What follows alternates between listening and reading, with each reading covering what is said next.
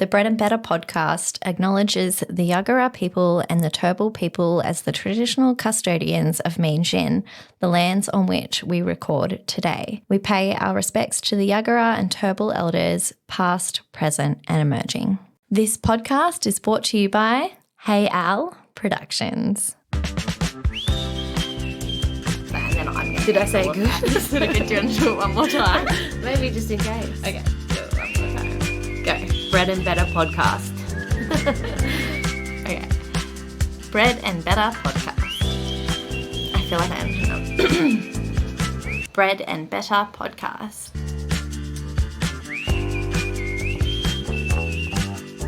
Welcome back to another episode of the Bread and Better podcast. I am one of your hosts, Tegan, and alongside Alex, we aim to bring you honest conversations around the issues that affect women and the impact that we have on the next generation.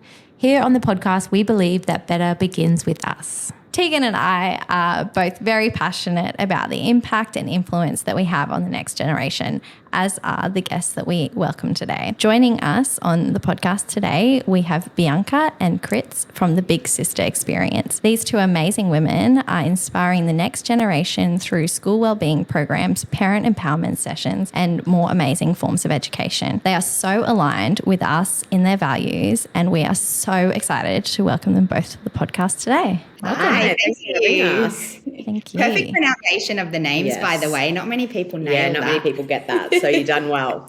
So girls, we'd love to start the podcast with some food positivity, and we always kick it off with talking about the best thing that we have eaten in the last week. So we will let you guys go first. Well, I'm so excited to answer this question because when I listen to your episodes, it always gets me thinking. But I've recently become obsessed with making my own bowls of rice noodles. Last night I had a bowl with rice noodles and salmon and corn, spring onions, and it's just a little bit of tamari and garlic and olive oil. And Very fancy. Yeah, just a little treat for one. Mine seems boring after that, but I'm currently 35 weeks pregnant, so the cravings are all allowed. So I was I haven't been to Pancake Parlour for years, and I went to Pancake Parlour, bananas, walnuts, maple syrup. Yum. So delicious. So that was me. That sounds so good. I remember being 35 weeks pregnant and just being so hungry, but then you eat and you get full so quickly because they're taking up all the space. It's okay, you can try little bits of everything. It's even better. Yeah, exactly. All right, what about you? I feel like you always have more exciting things than me. I have been eating out so much in the last little bit. I've actually dodged going to Woolworths until tomorrow because I had so much on this week. So I had a bowl of porridge for lunch yesterday because I was really just seeing myself through, but that's not the best thing that I ate. I've recently discovered this new cafe, which is in walking distance to my house, and I've been working there as well. Oh, nice. And on Sunday for brunch, I went and I had a chili scrambled eggs with a side of halloumi and a side of hollandaise. And when the guy actually brought out my order, he was like, "You've nailed this. This is a good order." And it was insane. I was full till dinner time. It was the best. Oh, that sounds so good. Lucky last? So the best thing I've eaten with intention, I was I've got to eat something good right now because I've got nothing on my list yet. So Tegan and I just went to lunch at Florence where we had our very first planning session. So we've gone for another planning session today. And on the menu, what did it say? Buckwheat crumpets. And you said, "I hate crumpets." And I said, "I love crumpets." And we went into a big discussion about how much I hate crumpets. And then I was I should try something new. And I said to the girl, I was "Do these taste like crumpets?" And she's like, "No, they don't taste like crumpets at all." And they didn't. They were delicious. But I would say that they were big fat pancakes. Yeah, 2 little pancakes or fat pancakes. They weren't little. No, they were I ate half of yours. And they had macadamia butter and this delicious strawberry, what did they call it? Preserve. And but it was a bit tangy. It was yummy. Yeah, but it had a bit she said it was strawberry and lemon myrtle. Right. It was a bit fizzy. Oh, that's the tang. Fancy. Fizzy? Yeah, fizzy. I would almost think that it had bicarb or something in it. It was a bit sherbety. Anyway, it's delicious. So thank you so much for joining us today, guys. We would love to kick off the episode by you talking about the Big Sister Experience and how it came about. Amazing. We love talking about this. So Bianca and I are both classroom teachers, ex-classroom teachers now, and we were kind of both teaching and noticing these mental health and wellbeing issues just really creeping their way into our classroom. And we taught kind of before the pandemic. So they were creeping in, and it was really tricky for us to teach. It was really tricky for our students to be able to learn when they had these kind of mental health and wellbeing challenges going on in their minds and in their bodies. At the same time, we had parents coming to us as teachers being like, how do I help? I've never experienced this personally and I don't know how to support. So Bianca and I kind of put our minds together and thought, how can we make more of an impact in these young people's lives? And there wasn't really any wellbeing programs out there when we started back in 2019. So we just thought, what would we have loved to know earlier? And everything that we maybe learnt the hard way or we kind of stumbled across in our, later on in life, we've really kind of built that into our program. But I would say the main inspiration for it is just our own personal stories and what we've been through as individuals as well. Yeah, for sure. I think for me, a past of like mental health challenges. So just feeling really unwell. And I actually thought I had a virus, like, chronic fatigue or glandular fever or something like that, and sort of just took myself along to the doctor. And after, hundreds of questions and blood tests, receiving a diagnosis of depression and anxiety, and just feeling so much shame and just feeling like I wanted to understand what was happening in my mind and body, and doing the research and listening to the podcast and reading the books, and then using that. I mean, the statistics tell us that 1 in 3 young people relate to what I experienced, but doing the work every day, we know it's more than 1 in 3. So that's the passion and the lived experience that I brought when we launched the program. Yeah. Mine, I've just kind of battled with eating disorder when I was younger and kind of really lacking in that self-confidence and all of those, kind of body image based things. And then later on in life, just escaping out of an abusive relationship as well. So, I mean, we've all got our stories to share, but we really felt like we could use them to make positive change and share those lessons that we've learnt throughout our hardships with the younger generation, to just let them know they're not alone and things can get better, and there's so many things that we can kind of work through to strengthen our own kind of identity. So I don't know, it was kind of born from all of those things put together, really. Wow. So it's like definitely, it feels like exactly where you guys are meant to be with all of your lived experience, and then your experience as teachers, and sharing with our young people as well that sometimes, the hardest challenges in life end up being such a massive part of forming your identity and who you are. Yeah, absolutely. I so wish that there was something like what you guys do when I was younger, because obviously our listeners would know I struggled with a lot of mental health issues, and there was eating disorders and stuff in our family as well. So that would have been so amazing to see someone who's gone through that and come out the other side. I think we rarely meet people that don't say that. Can you go into a little bit about like what you guys see in schools regarding self-esteem and confidence? So I would say that the biggest thing that we're seeing at the moment is, if we as adults look at it, it's almost like a lack of knowing themselves and knowing their own worth and who they really are. And that almost then is overcompensated with this big personality that maybe has to kind of take up the space, or they'll recluse out of things, or kind of joining up to be nasty to other people to fit in and really create that identity. And I think that as a society in general, we've never been more connected online and in kind of the online world, but we've also never been so disconnected, and we don't really know who we're kind of sitting next to in class. A lot of the young people, they don't really know, and they don't allow themselves to be their authentic selves because they're so worried about kind of fitting in. Yeah. And I would say that's not even really in young people. I think just a lot of kind of women and female identifying people could probably relate to that on some level at some point in their life. So I think that would probably be one of the biggest things that we're seeing, just that kind of lack of knowing themselves and then trying to overcompensate that with how they project to each other, really. Yeah. Yeah, it's so relatable. It's even what I was saying recently about, well, I was talking about my like relationship with alcohol and how I would, use alcohol to become, this larger than life personality. And now I get confidence from doing the things that I love and being sure about who I am. And it's definitely something that I think many, many women would resonate with. Yeah, that is so relatable. And I think when I was in high school, I definitely was like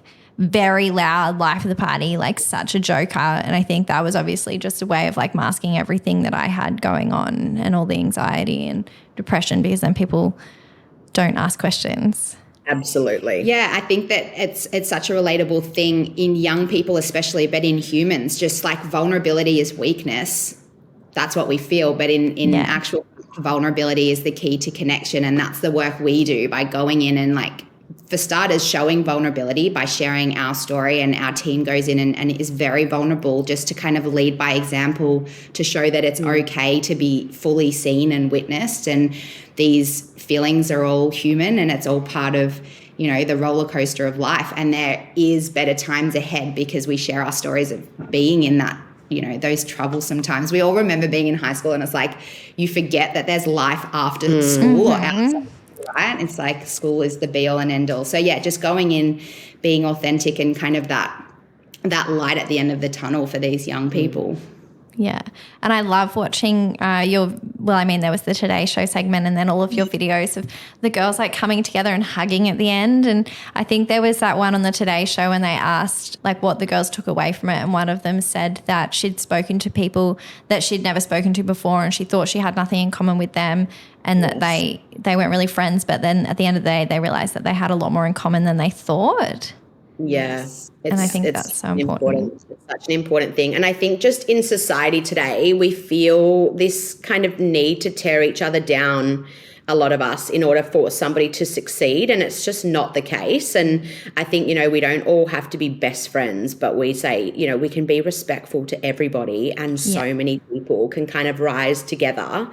And it's when we start actually open up and sharing that we realize, we have more in common than we all realize. So how can we be better role models in the community? I think that it's just like, it's so simple, but just being the model of kindness, being the model of respect, being the model of empathy. And it's being really mindful as, I want to say as women, but actually it's being really mindful as adults. How are we treating the other people in our lives? How are we talking about others? Especially let's talk about as women. How are we talking about other women? Are we, being respectful and considerate and kind to other women? Not just people we know, but also how are we talking about people on TV, like on reality TV shows? How are we talking about people in the media? And just being really mindful that is such a powerful model. Like, how are we treating those in our lives and being really mindful of little eyes and little ears that are listening in on that? Yeah, that's something you always talk about, Tegan, about the way we talk to ourselves in front of our kids. Yeah, definitely. Like we've spoken about it a lot with body image and talking about how we speak to ourselves in front of our kids, but I think it's also just as important to be mindful of how we are speaking about other people. And I've never actually considered it like on a celebrity level, but that's such a good point, because it's just like, what right do you have to comment on anybody else, whether they're famous or not? Yeah. Just easy for someone to sit there and say like, oh, so-and-so on this show. But like that's not okay. Yeah, definitely. I love that perspective. I think another really important one that we think role modeling is to just display boundaries. And I think that is definitely something that I've personally struggled with. Many people that I speak to, even in our adult lives, are still learning the discomfort of enforcing boundaries for our own kind of mental health and well-being. But I think the more that we can respectfully enforce boundaries is a really great role model to the next generation, and even just to our friends or anybody around us, really. It's almost like when one person can have that confidence to say, thank you so much for inviting me, but, I plan on laying low tonight. It can feel really hard. But I think that, even just voicing that respectfully it's a role model to everybody around you. And chances are the other person's like, thank gosh, because now I know. 100%. Now I know that I can say no, or now I know how to treat that person, or now I know if that person likes that or doesn't like that. So, I mean, yeah, boundaries is a biggie. I'm still learning. I'll put my hand up to that. But I think that's a big one. Boundaries are the key to personal peace. It's 100%. It's so true. I've learnt so much from Tegan's boundaries. I think she's got the best boundaries of anyone that I know. But I have, and we've done an episode on it. Like, I haven't always been like this. And I have, my best friend has 3 little girls, and they always say, oh, we hope that the girls have Tegan's boundaries when she grows up, because if someone asks me to do something and I don't want to, I'll just tell them that I don't want to. People aren't that offended. Like, just be honest. And Alex, repercussions are worse in our head, right? Oh, 100%. Yeah. Alex laughs because I'll just say to her on the phone, I've got to go now, and I'll just leave. She's like, okay, see you. Okay, bye. Yeah, I think that people take it at the start. They're like, oh, like they don't know what's happening. Yeah. But it's also a really great indicator of who is worth your time to stick around for. Like, people that are respecting your boundaries, yeah, they're the goodies. They can stay. Yeah. The only people who get annoyed about you having strong boundaries are people that are taking advantage of you for having weak boundaries. Absolutely. Yeah, we do a whole module on boundaries with our young people, and we also discuss the fact that it's your boundary. Your boundaries can change depending on your mental health or your mood, and your boundaries might change with different people. Like, we've got some students who don't like to be hugged by random people, but they love hugs from their family or friends. So I think just boundaries is such a fluid and important conversation that I think you're right. A lot of us struggle even as adults. Not Tegan, but some of us. It's taken you a long time to get to I where love you saying no to people. You do.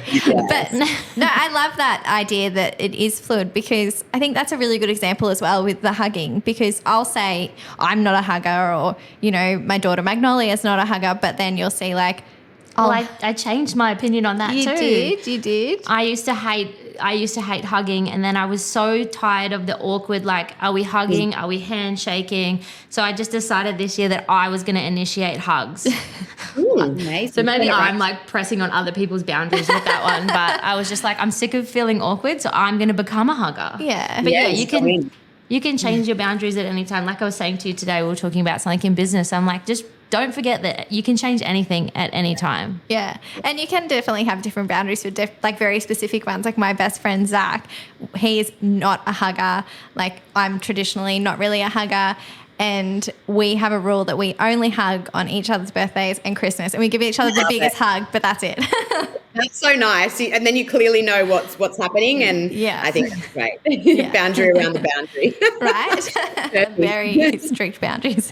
Is there anything else in terms of role modeling that you wanted to add in there? I think what was coming to mind, as we were talking about boundaries, is using your voice and using it to articulate your likes, your dislikes, what you want, what you need. And, it can be hard to do that if you have grown up feeling like it's unsafe to use your voice. But I feel like it's a really powerful lesson to model to our young people, to be able to articulate what works for us, what doesn't work for us. And that ties in really nicely with boundaries as well. I just think celebrating other people's wins and women's wins, like we were saying before, we have this kind of lack mentality. And so often we see it amongst women that I feel like they have to tear each other down. And I think just really celebrating each other, when another person does an amazing job, just genuinely celebrating that and not feeling like it puts you in the back seat.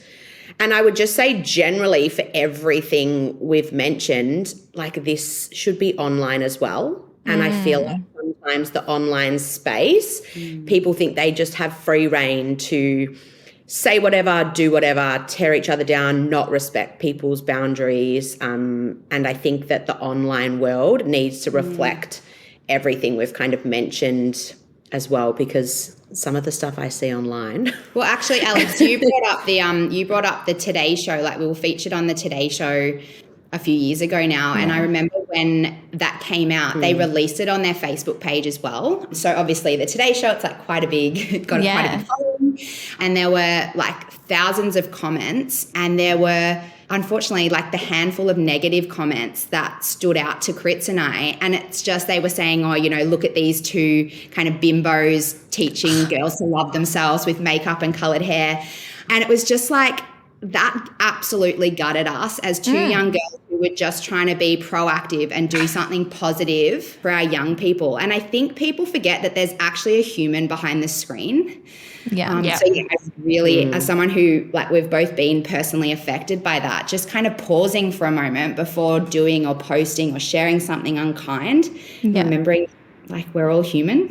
That's a thing. Like, if you wouldn't say it to someone's face, just because you can't see the repercussions of them facing you when you've said it, just don't say it. Yeah. People think that they're anonymous, I think. And they really do. Yeah. And I think that's also like... You colour your hair and wear makeup does not mean you don't love yourself. Also, right. Springboard conversation. Not on. I think that's also like one of the fears with like putting yourself out there, like in a public space as well. Like you guys, you know, you're out there online and on the TV, and like us with the podcast, and Tegan's got a pretty big Instagram like presence. I think you've always got that in the back of your head, which like we just shouldn't have to have it anymore. Like in this day and age, you shouldn't have to worry about what people are going to say about you in the comment section. Yes, definitely. So while we're talking about confidence, what are some practical ways to model confidence for our young people? Yeah, I mean, we keep just saying modelling. And, you know, those of us with toddlers know how powerful modelling is. Yes. Monkey see, monkey do. So just really modelling kindness, modelling empathy and treating those around you, you know, from the stranger at the supermarket to those in your household, just modelling that kindness and respect and that confidence to step into that and to be that bigger person and to, you know, treat others in such a positive way. I think that's a really important step for us as adults. I think sometimes we speak to younger people in a different way than we would speak to somebody who was maybe our friend or our own age. And if we can kind of take the conversation and think, okay, if I was, for example, you two just going out for lunch before, if I was, you know, sharing with my best friend that I was feeling this way about my body, or I was going through this, and, you know, my best friend jumped in each time and being like, okay, this is what we're going to do, this, and this, or taking over and being like, oh, it was like that time that I did this. And, you know, as adults, we probably wouldn't do that every single time. And if we did, we wouldn't be speaking to that person about our problems as often. So it's like, okay, if I take the kind of age difference and dynamic out of this, like human to human, most of the time we just want somebody to listen and kind of sit with us in the dark for a little while and be like, I hear you, I see you. And then maybe, you know, the next day or something else, we can kind of work through things. But often we just want to be heard and listened to by the person if we're going through that crisis of confidence or that really challenging time. And I think sometimes when we're older than someone, we feel like we know better, or we've gone through that similar experience and we go into fix-it mode. And often, just as humans, we don't always need that. Yeah. And I think Bianca and I start conversations now, we're like, do you want advice or do you just want me to listen? And it's just such a good one because I'm like, I know in my mind what my role is here. And that just find that so helpful. Do you guys do that too? Yeah. She does it, yeah. Well, we were talking about it in the episode. I did an episode with Alex's husband, Kev, about how to support someone with mental health. And we were saying like a good marriage advice is to say, do you want sympathy or do you want solutions? Yeah. And it's like, that can save a lot of arguments, but it's so funny. We keep looking at each other because the things you say are conversations that we've like had today. Literally today. Yes. We knew that we were very aligned. So it's wild. We were just saying today about... Yeah. I was just commenting today about someone that wants to relate everything back to their situation, and you have to start the conversation by prefacing that you don't want that to happen. I think that that's such a good thing to say with the young people, is to just talk to them like you would talk to, because you do, like, you think, I've experienced this, I've been through this, I know that it's going to be okay, but you forget when that you were that age, it was all consuming, and you didn't think that there was, the issues now that seem so trivial to us are really, really big issues in these young people's lives. Yeah. And I think also, especially, that's so good to remember, like, as a mom, I feel like I would definitely go into fix-it mode and be like, oh, this happened to me when I was little as well. And like just remembering when my mum, God love her, now I look at it, it was probably fantastic advice. But when I was, 17 and she was 37 or something, and she's telling me like her experience, I'm like, this was 20 years ago. Like you don't understand. Like absolutely, it's not what you want. Absolutely. I can think about breakups in my like early 20s where I just couldn't imagine that my mum could give me any advice, like despite the fact that she got divorced with 2 kids. I'm like, how can you relate to me?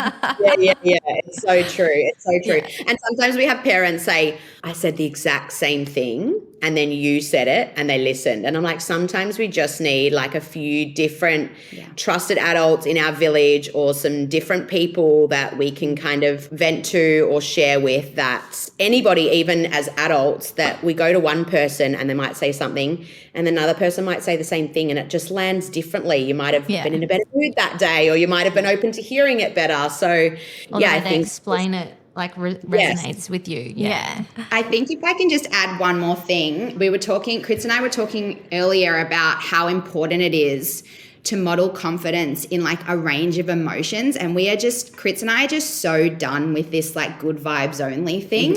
Yes. We want to bar the good vibes only thing. I think it's really important to model confidence with the whole spectrum of human emotion. And I try and do this with my young kids at home, even though they are too young to understand, but just not being afraid to cry in front of them and tell them like, I'm okay, but I'm feeling sad because this happened, or just exposing our young people to the facts that life is not always rainbows and butterflies. And I know like with our dad in particular, we grew up thinking like successful businessman, like everything's always good, like never has a bad day. And it was really hard to connect with him. And it was only a few years ago that he kind of got real with us as business people ourselves and said, hey, there were some really tough times and this and that. And I struggled with your mum at this point. And that's when our relationship actually grew and we actually began to see him as a real human. So I wonder what that could have looked like for us growing up with a male figure in the house who allowed himself to share that with us in an age-appropriate way. So I think that that's really important to talk about, just showing the full range of emotions that we all experience as humans. I love that. And that's definitely something I have to work on. And we kind of touched on that in our motherhood and mental health episode. That was some advice that Jules gave me. Yeah, that was really good advice from Julia. Yeah, because I'm always so quick to like not let the kids see me upset because I don't want them to like have this idea of, their mom is this like super depressed person. And so I would often hide when I was crying, whereas now I'm trying to be like, like this is all right. I'm crying because this happened, or, it's sad. But and I think it's because, we're all conditioned in our early years and we were either taught to feel that it wasn't safe to express our emotions, or we ourselves didn't have parents who expressed emotions. And I know mum was the same. She was a very capable housewife, mother of 4, always had her shit together, never saw her on the couch. But that has been so detrimental to me as a mother, because I feel like sometimes I do drop the ball and I'm like, wait, but mum had 4 kids and I've only got 2. And it's actually, you're actually doing your kids such a service, Alex, by practicing that. So yeah, well done. Thank you. Thinking back to what you were saying about your mum, and I've definitely been like, my mum raised us by herself and she worked full time, and it wasn't until I was a grown adult that I realized how hard that was for her and how much she did struggle. And I've also always grown up with this mentality that like sickness or weakness is a real flaw and it's something that we should hide. And even to the point where like, if you're feeling sick, I'll say to someone like, no, I'm fine. Yeah. Because like I don't want to admit that I'm sick, because that's a weakness, and it's only getting older and being in my mid-30s now that I'm like leaning into that softer side of me and showing people that it's okay to, say I can't, I don't have the capacity for this right now. And that's something we've experienced very recently in the podcast, that I've had a little bit going on and I've had to really lean on Alex, and it's a big deal for me to be able to feel like I am safe enough to do that now. And isn't that amazing? Like the power of our generation actually willing to get curious and ask the questions and find out why we do the things we do, and try and be that bit better, not just for our kids, like even with our kids, just trying to be better and do that bit better for, for ourselves. Yeah. Yeah, definitely. That's it. Like, I don't have kids, but even if you don't have kids, there's always someone that you are influencing, and not even necessarily little people. It could be, you know, my friends that are, you know, 2-3 years younger. It could be my friends that are a little bit older. Like, we're all sort of in this together, and we're all like noting what everyone else is doing, and we have impact not just on our children. Absolutely. Yeah, definitely. All right. So what advice would you have for, and we're talking about influencing someone, to do or say when somebody is having a crisis of confidence? I think a lot of the time we generally focus on everything that we hate, that we don't like, that's going wrong. And I think at times where we are having a crisis of confidence, all of this is just kind of flooding back to us and repeating in our minds. And we rarely find room for the things that are going well, that we are really good at, or that we do like about ourselves. So I think just a lot of the time, just allowing that person to kind of even find one thing that they can look at in a positive light amongst all of that kind of darkness or crisis of confidence or anything that they're experiencing, often can be that one thing that can help to kind of show a crack of light in those circumstances. And it might not be pushing, you know, well, we're going to list 10 things, because that can seem really big and overwhelming and probably really inauthentic at a time that we're not feeling the best. So I think just focusing on trying to find that one thing, and often it might not be the first thing that we think of. We love to say, okay, what are you good at? Like, what's something that you really enjoy, or what's something that makes you you? Is it your fashion sense? Is it your taste in music? Are you really empathetic?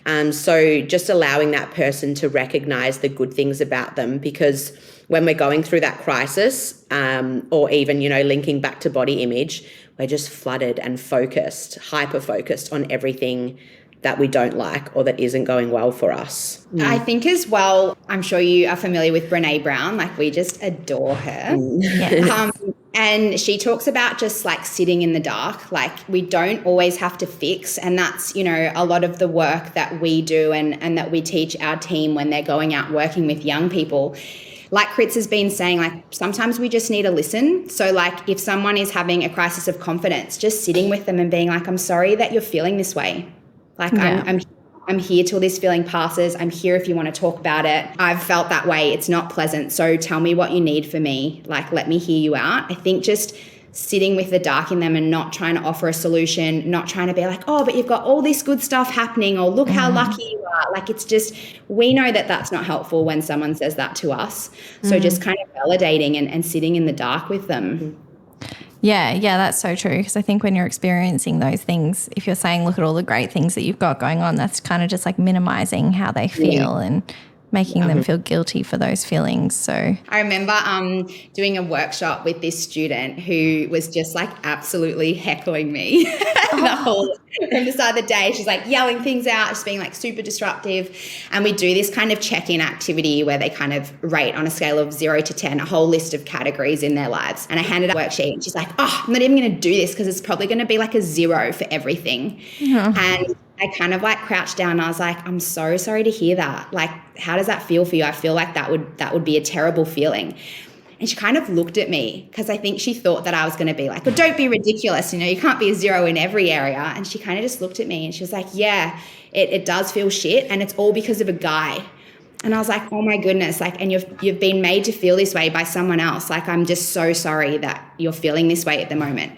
And she kind of looked at me and she sat and she did that activity. And from like that moment, she was like my cheerleader. She even messaged us after that. She reached out and messaged me after the workshop. And it's just, I love sharing that story because it's just an example. Like, I didn't fix anything. Her numbers in her head that day were a 0 out of 10 for everything. Aww. And I just kind of sat and I was like, that must feel really crap.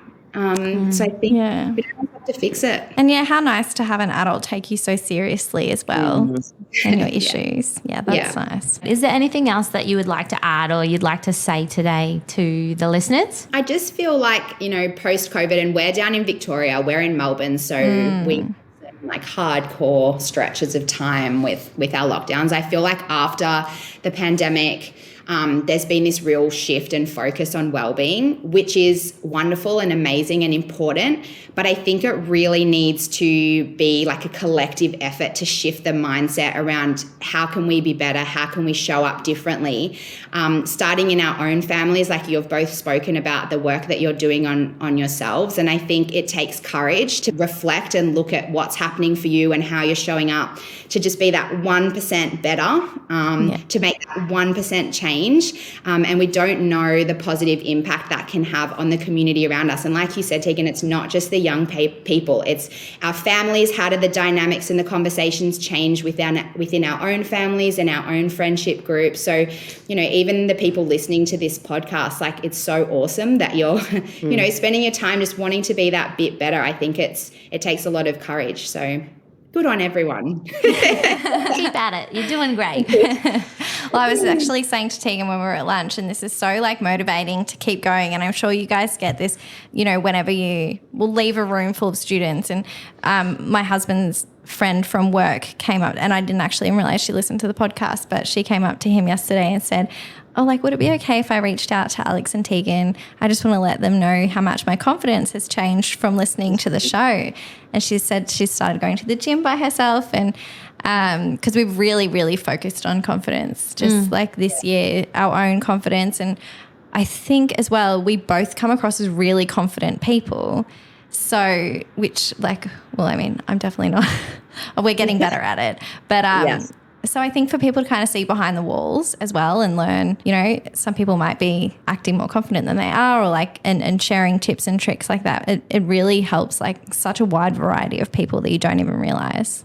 Yeah, absolutely. That's so awesome. And I think just you've come at it from many different angles. And if we say, well, how do we increase our confidence? There's not one specific thing that we can do to increase our confidence. And it looks different for everybody as well. So I think coming at it from a few different angles and kind of reflecting on how we can improve or change or do things differently ourselves for our individual confidence is just the best way to approach it.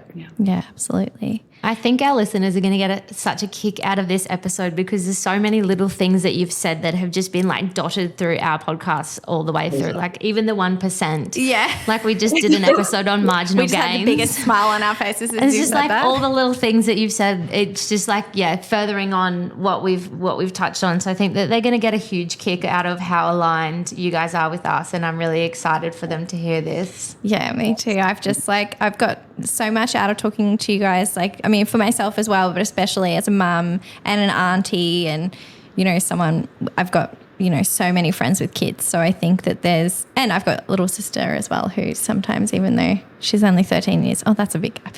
Ooh, sometimes I find it hard to relate to her because of I'm a millennial. She likes to remind me. I love it.